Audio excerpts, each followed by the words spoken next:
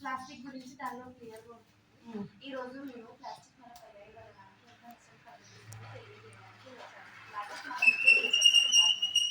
డబ్బాలు, బ్యాగులు, ఇంకా ఎన్నో చూసిన ఖచ్చితంగా ఏదో కొడుతుంది ప్లాస్టిక్ కనిపిస్తూనే ఉంటుంది.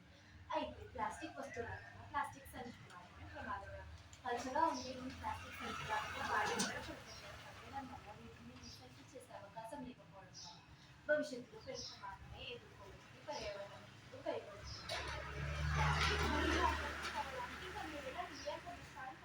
ఈ ప్లాస్టిక్ వస్తువుల వాడకం వల్ల ప్రతి మానవుని శరీరంలో కొంత శాతం ప్లాస్టిక్ చేరుతుంది.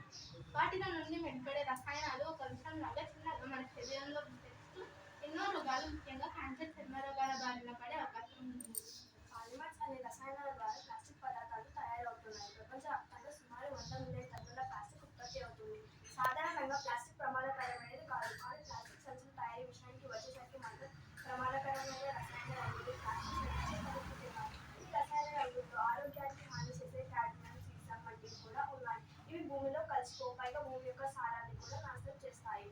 అంతేకాకుండా ఎన్నో జంతువులు ప్లాస్టిక్ కవర్లలోని ఆహార పదార్థాలను ఆహారాలతో తీసుకోవడం వల్ల ఈ ప్లాస్టిక్ రసాయనాలు జంతువుల శరీరంలో చేరి వాటికి అనారోగ్యాన్ని కలిగిస్తున్నాయి. ప్లాస్టిక్ బ్యాగులు జంతువుల శరీరంలో కాబట్టి అవి కొన్ని రసాయనాలను ఉత్పత్తి చేసి జంతు మరణానికి కారణమవుతుంది. కాబట్టి మన ప్రభుత్వం కూడా ప్లాస్టిక్ కాలుష్య నిర్వహణకు కొన్ని విధి విధానాలను సూచించింది. అవేవనగా single use plastic extended produce responsibility, promotion of alternatives మరియు స్వచ్ఛ భారత్ అభియాన్.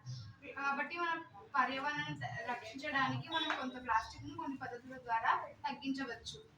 అవే అనగా ఒకసారి వాడే సింగిల్ యూజ్ ప్లాస్టిక్ వాడకాన్ని పూర్తిగా నిషేధించాలి. అనగా water bottle, plastic use shopping వెళ్ళినప్పుడు పేపర్ బ్యాగ్ లేదా గుడ్డ సంచులను వాడాలి.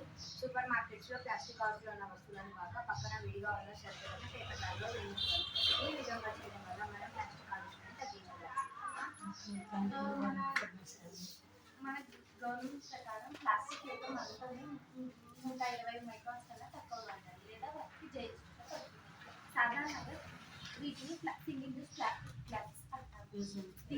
యూజర్తో కూడా అనవచ్చు. ఇది చాలా దీనిలో మెర్క్యూరీ అంటే సీజియం మెర్క్యూరీ అంటే క్యాడ్మియం, సీజియం కూడా అనవచ్చు.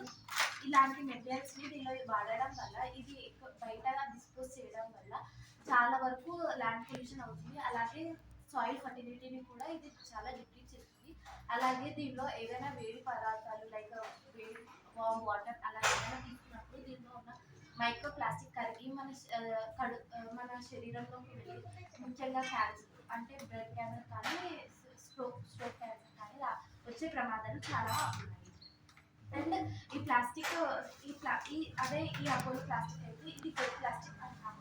ఇది 30 daysలో భూమిలో దిగడం. అదే ఇవి అయితే 5 million years తీసుకుంటుంది. అంతరించి ఇట్లాంటి ప్లాస్టిక్ కవర్స్లో మనం ఫుడ్ పెట్టి పడేయడం వల్ల జంతువులు కూడా వీటిని తినేసి ఇవి జంతువుల శరీరంలో అరగవు. పైగా వాటి మరణానికి కానీ లేకపోతే అవి పూర్తిగా చాలా సఫర్ అవుతున్నాయి. ఇలాంటి ప్లాస్టిక్ కవర్స్ని పూర్తిగా నిషేధించాలనేసి గవర్నమెంట్ కూడా ప్లాస్టిక్ సంచులని బ్యాన్ చేసింది. Thank you.